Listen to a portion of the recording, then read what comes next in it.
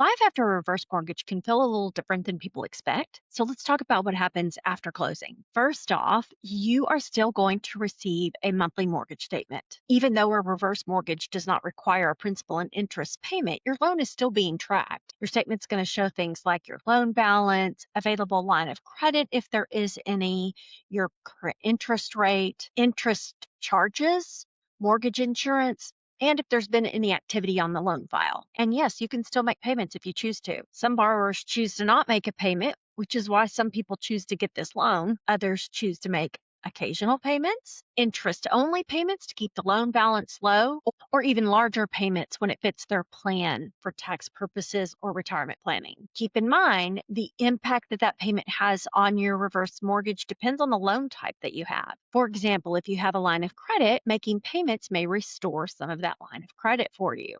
If you took a lump sum and maybe a fixed rate mortgage, that payment impact will be different. That's why it's so important that you understand the specific loan that you have, how it works, and review your statement regularly. Another thing that happens that people are not aware of or forget about is the annual occupancy statement. It's not a big scary thing. It simply means the lender's going to send you a form. You have to complete it, state that you still reside in that property as your primary residence, and send it back. Now, let's talk about the most annoying part of getting a reverse mortgage. Honestly, getting any mortgage. It's the amount of solicitation mail. After closing, many borrowers start receiving letters, postcards, phone calls stating that they're calling about their loan, and it may look like it's coming from your lender. They'll say things like final notice, important notification, you must respond. That's my favorite.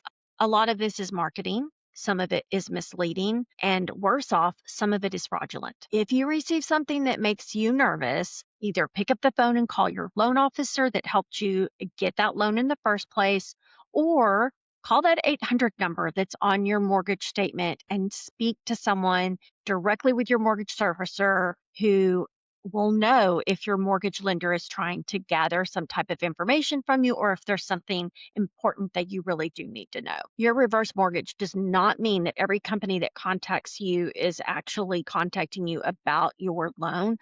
A lot of it is simply fishing for information from you. And finally, life after reverse mortgage still requires a plan. A reverse mortgage can create more flexibility, improve your monthly cash flow, and give homeowners more options in retirement, but it's not a magic wallet. I feel like the strongest outcomes usually happen when the funds are used intentionally and thoughtfully. That might mean paying off your existing mortgage, creating a cushion for other accounts, delaying withdrawals from your retirement accounts, being able to delay getting your Social Security, funding care needs, which can be a big one, making home improvements, simply reducing that monthly pressure. The goal is not just to access the home equity. The goal is to use that equity in a way that really supports your long-term plan. So after closing, keep reviewing your statements, respond to your occupancy forms, be skeptical of suspicious mail, emails, and phone calls, and stay connected to trusted professionals, because getting a reverse mortgage isn't the end of the conversation.